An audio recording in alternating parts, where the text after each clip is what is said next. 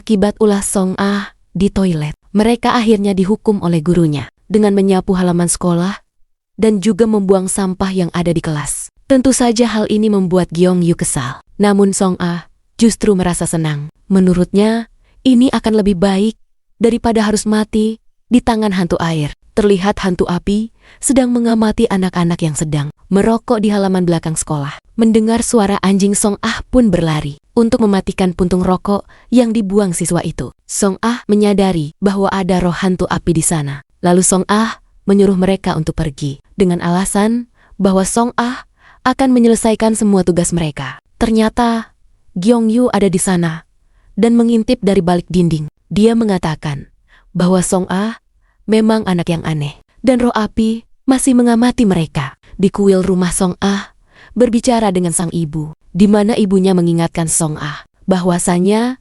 Gyeongyu akan mengalami kesialan selama 21 hari. Karena Gyeongyu jelas datang dengan posisi terbalik. Kemudian, ibu Song Ah memberikannya 10 jimat untuk digunakan Song Ah dalam melindungi Gyeongyu. Hal ini membuat Song Ah sangat senang. Dia pun langsung memeluk ibunya. Keesokan harinya, Song Ah terlihat bingung. Dia memikirkan cara bagaimana untuk menyimpan jimat di ponsel Gyeongyu. Datanglah Jiho yang dengan gampangnya akting terjatuh. Dan dia pun berhasil mengambil ponsel milik Gyeongyu. Nenek Gyeongyu datang ke sekolah. Neneknya ingin mengantar cemilan untuk teman-teman Gyeongyu. Hal ini membuat Song Ah menutupi wajahnya agar nenek Gyeongyu tidak mengenalinya. Saat Song Ah akan memasukkan jimat ke dalam ponsel Gyeongyu, tiba-tiba nenek Gyeongyu melihatnya. Dia berkata bahwa mendengar bahwa ponsel cucunya ada pada Song Ah dan Jiho.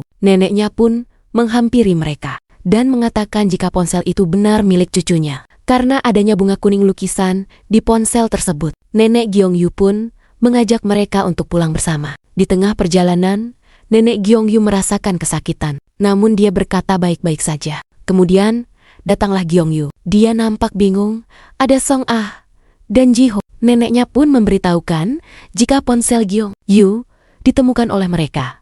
Neneknya ini tampak senang karena ternyata Gyeongyu memiliki teman di sekolah barunya. Gyeongyu langsung mengelak bahwa mereka ini bukan temannya. Song Ah langsung meyakinkan neneknya bahwa mereka berteman. Sepulang sekolah, Song Ah dan Jiho kemudian datang ke rumah Gyeongyu, tentu dengan undangan nenek Gyeongyu. Mereka ini sebenarnya memikirkan cara untuk meletakkan jimat pada rumah Gyeongyu. Dengan strategi yakni, Jiho akan mengajak nenek Gyeongyu berbelanja di luar. Baru kemudian, Song Ah datang. Saat memasuki rumah Gyeongyu, Song Ah pun bergegas meletakkan jimat-jimatnya. Kemudian Gyeongyu datang untuk menyuguhkan air di atas meja. Song Ah memegangnya dan ternyata airnya hangat.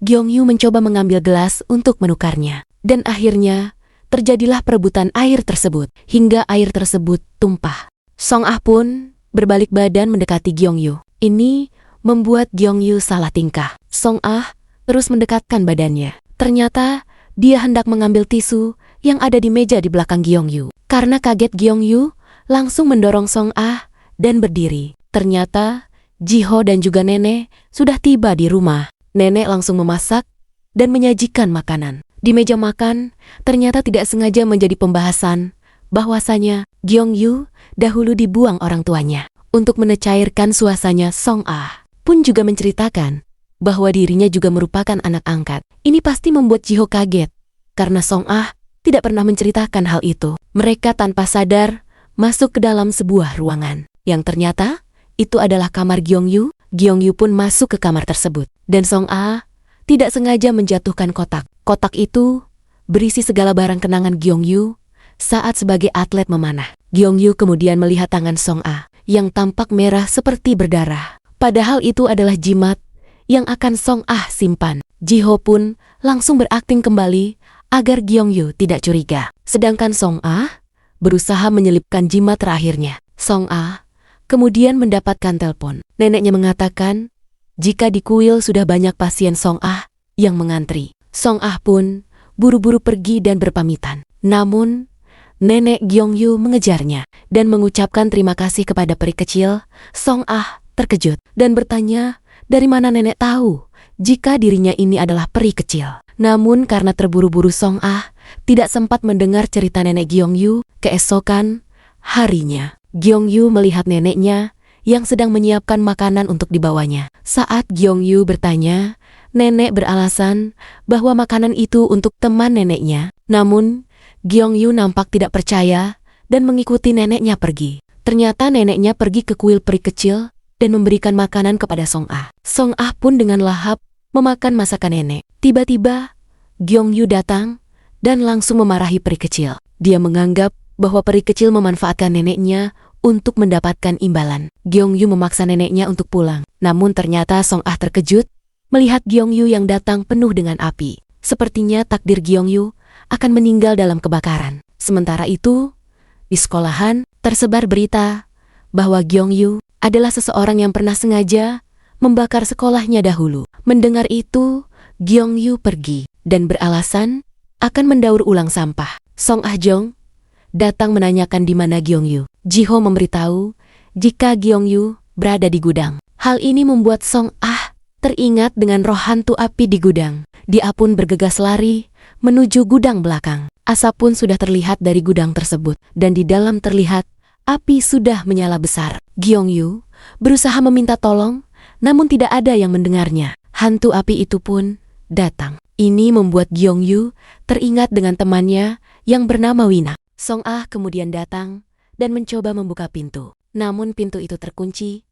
Dia pun mendobrak pintu gudang tersebut. Akhirnya pintu itu dapat terbuka. Hantu api sudah menguasai ruangan tersebut. Dan Jiho pun datang dengan menyemprotkan alat pemadam api. Hingga akhirnya api pun dapat dipadamkan. Gyeongyu terlihat ketakutan karena luka traumatik. Song Ah mengulurkan tangannya dan mengajak Gyeongyu keluar dari ruangan bersama-sama. Mereka pun dipanggil ke ruang guru untuk membuat laporan apa yang sebenarnya terjadi. Gurunya pun menduga jika Gyeongyu sengaja membakar ruangan itu. Saat mendengarnya, Gyeongyu seperti menyembunyikan sesuatu. Dia sudah terbiasa dengan keadaannya. Gurunya mengatakan telah meminta keterangan dari Gyeongyu tentang rumor arsonis. Namun Gyeongyu enggan memberikan keterangannya dan dia lebih memilih menulis laporan kejadian, di mana arsonis ini adalah julukan untuk orang yang dengan sengaja membakar bangunan. Gyeongyu kemudian keluar dari ruang guru. Song Ah nampak menunggunya di depan ruangan. Gyeongyu kemudian mengucapkan terima kasih kepadanya. Namun dengan sikapnya yang masih dingin, bahkan lebih dingin dari sebelumnya. Song Ah menyayangkan sikap Gyeongyu yang tidak menjelaskan apa yang sebenarnya terjadi, hingga dia pun dituduh melakukan pembakaran. Malamnya Song Ah nampak masih bingung dengan kejadian kebakaran itu. Saat Song Ah sedang berjalan di halaman, tiba-tiba ada yang datang, di mana itu adalah nenek Gyeongyu. Padahal hari itu kuil sedang tidak ada jadwal menerima tamu. Neneknya bercerita kepada peri kecil bahwa Gyeongyu sudah mengalami kemalangan sejak dia kecil. Orang tuanya sudah tidak ada, hingga Gyeongyu tumbuh besar dengan neneknya. Sejak kecil Gyeongyu sudah diberikan jimat oleh neneknya. Song Ah pun menjadi iba mendengarnya. Pasti sangatlah lelah merawat cucunya seorang diri. Neneknya menitipkan pesan kepada peri kecil untuk menemani Gyeongyu. Karena saat ini Gyeongyu sedang sendirian. Mendengar perkataan sang nenek, peri kecil langsung berlari keluar rumah.